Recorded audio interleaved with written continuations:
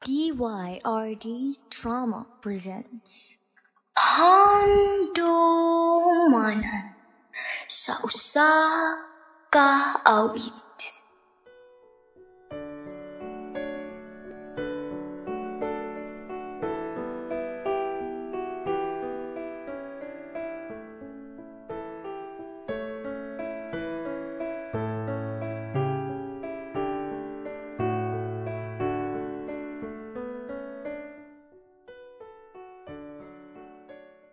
Maayong hapon sa tanan, nagpasalamat ako sa mga namati ug sa wala namati.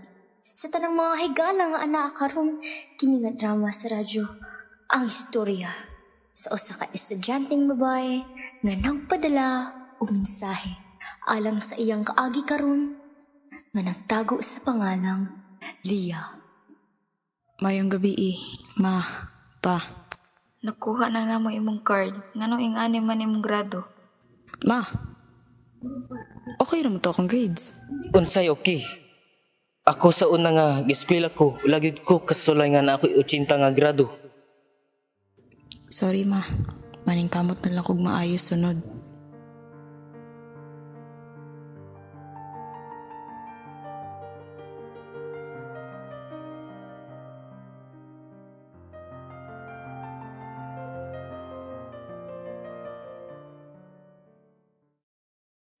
Si Ethalia ay pagod na sa hirap ng pagtugma sa trabaho at pag-aaral.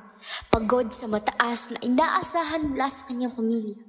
Gayunpaman, may mga kaibigan siyang nagiging kanyang lugar ng kapanatagan. Frenny! Ay, grabe na kayang pressure din sa balay. Pressure ko pag-ayos akong parents. Girl, dili ra ikaw isa.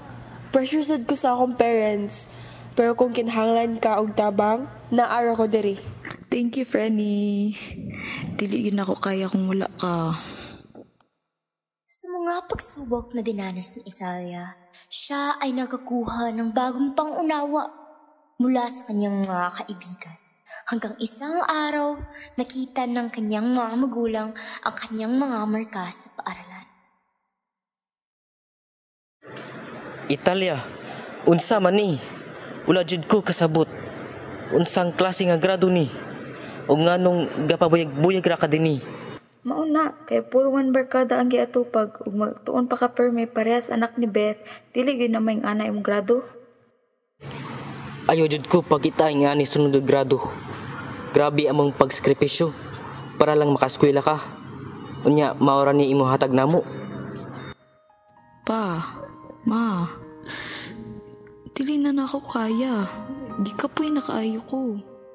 At nang pinindot ni Ethalia, umabot sa kritikal na punto ang sitwasyon.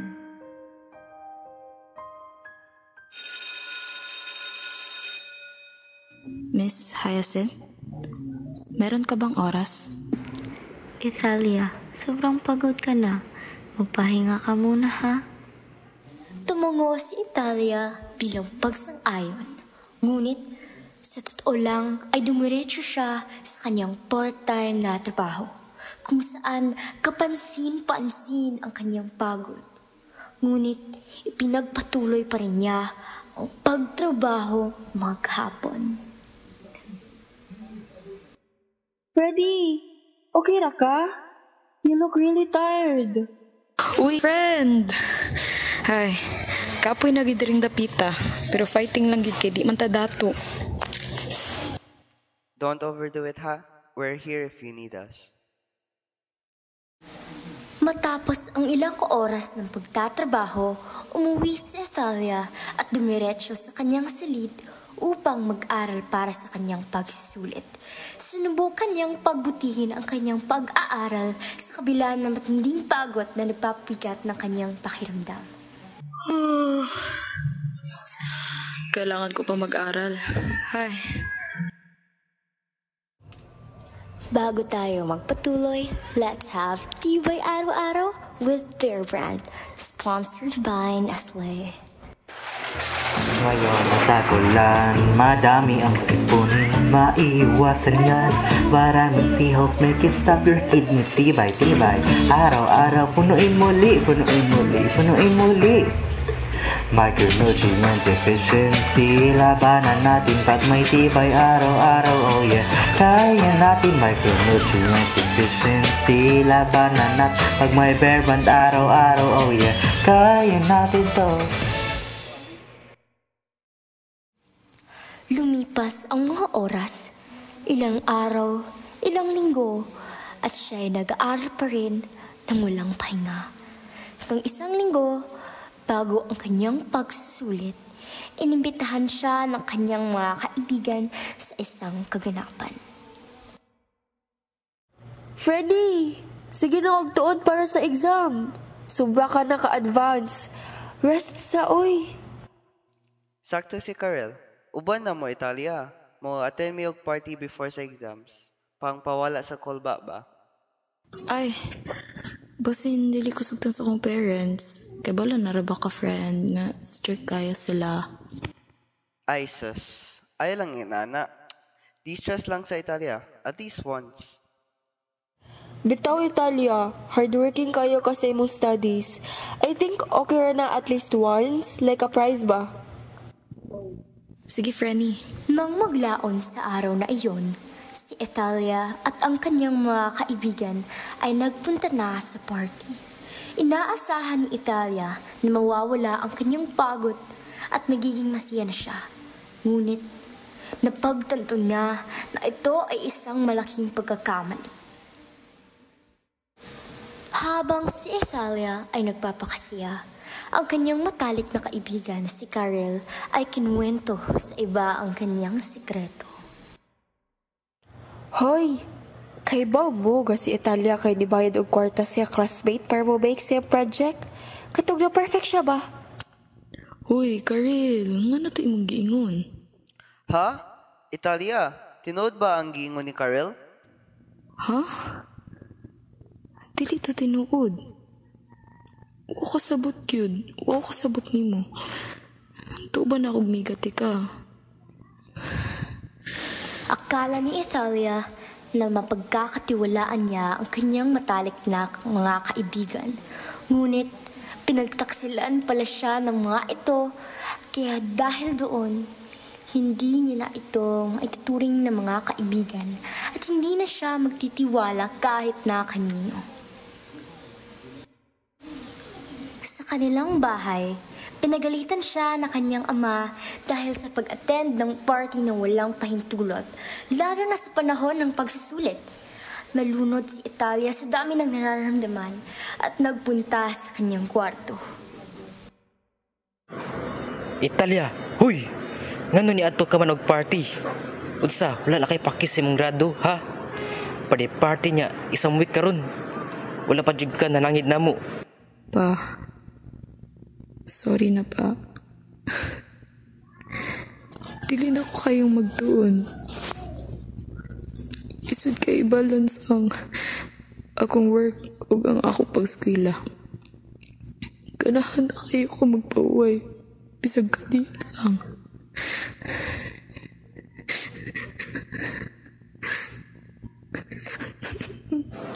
Ha? Pahuway? Kagamay ni mong grado last time niya. Relax la karon. Wala man gani ko kita nimo na nagtuon. Puro ra ka cellphone. Pero pa, Dili na ka pwede mo party until okay na imong grado. Sa buong linggo, si Italia ay nanatili lamang sa kanyang kwarto. Pinilit ang kanyang sarili na mag-aral kahit na masama ang kanyang pakiramdam hanggang sa dumating ang araw ng kanilang pasulit.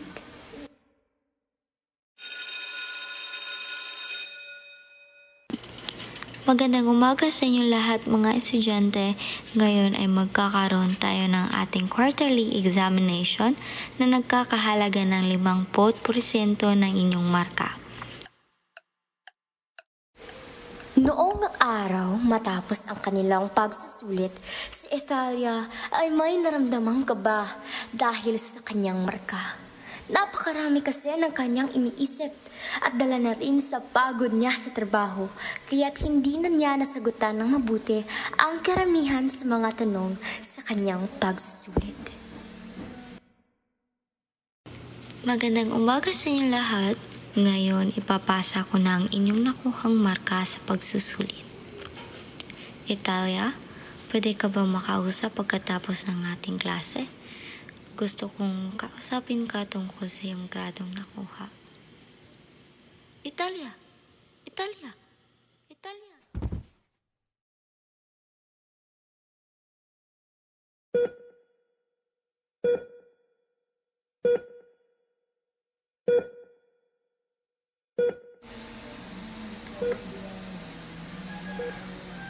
Ang mga magulang ni Italia ay kasalukuyang naghintay sa pasilyo ng hospital at di nagtagal lumabas ang doktor ni Italia para sabihin ang kalagayan ng kanilang anak. Oh, good day, Mom and Sir. I believe you're the parents of Miss Italia? Yes, Dok. Kumusta mong anak? Nganong naingana siya, Dok? Oh, your daughter is experiencing severe fatigue due to a lack of sleep, having gone without sleep for several consecutive days. Ha? Si Italia? Walay tulog, pero naaman siya oras. Sala ni nato. Tungod ni kay ato siyang ipapugos og tuon. Bisag gikan siya sa trabaho. Wataga no na isip iyang ginikanan. Oh, don't worry, Mom and Sir. Your daughter will be in a good condition after a few days. She just needs a rest and will be prescribe you some meat and vitamins that would help her get better. Thank you, Dok. Thank you kaayo. Oh, no problem, Ma'am. Lumipas ang ilang mga araw at naging maayos na ang kondisyon ni Italia. Mom Joanna and Sir Benedect, your daughter has awakened. Anak, kumusta na ka? Unsay imong gibati karon? Okay na ka, anak? Ma, pa, sorry di kayo. Nagdugang lagi ko sa problema o gustuhunan nato. Dili, nak. Wala ka ikapasaylo. Kami ang nakasala nimo, wa migaw na huna og naunsa na ka. Sige, mig pressure nimo not knowing nga nagsakit na di ay ka. Sorry kayo, nak, untag mapasaylo nimo. Anak, sa sunod, pagpahulay na ha. Kung makaya nimo, sige go. Pero if dili, ayaw pugsa. Ako'y bahala sa kwarta. Basta ikaw magtarong og mag-enjoy sa imong pag-eskwela. Ma, pa,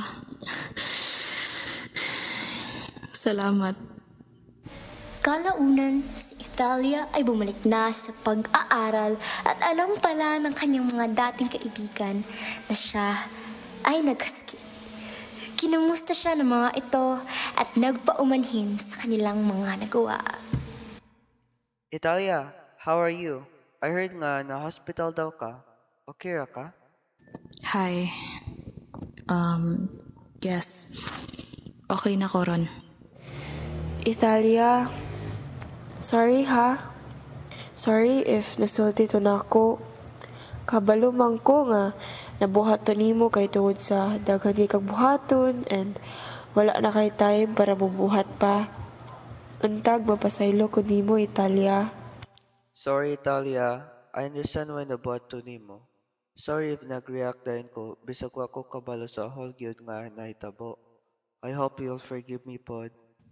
Pero sa sunod ha, please, mainta wala na ingon ato ba? Yes, girl. Di na dito na ako bahaton. I promise. Gipasaylo na tamo. Lumipas ang mga buwan at naging mahusay si Italia sa paaralan. Nagtagumpay siya sa kanyang mga gawain sa paaralan at lalo pang naging masaya. Sinuportahan siya ng kanyang mga magulang sa paggawa ng gusto niya sa halip na i-pressure siya. Ang kanyang buhay ay mas maganda at diha natapos ang drama karong hapon na. Hinaot unta ang hanaamoy nakatunan sa istorya ng gipadala ni Leah. Mga higala, labi na sa mga estudyante, ayaw kalimti nga kailangan sa nato ang pahulay sa mga adlaw nga naatay gibati nga kakapoy. Ug mao kini inyong DJ karong hapuna. Salamat sa pagpaminaw sa atong estasyon. DYRD Radio.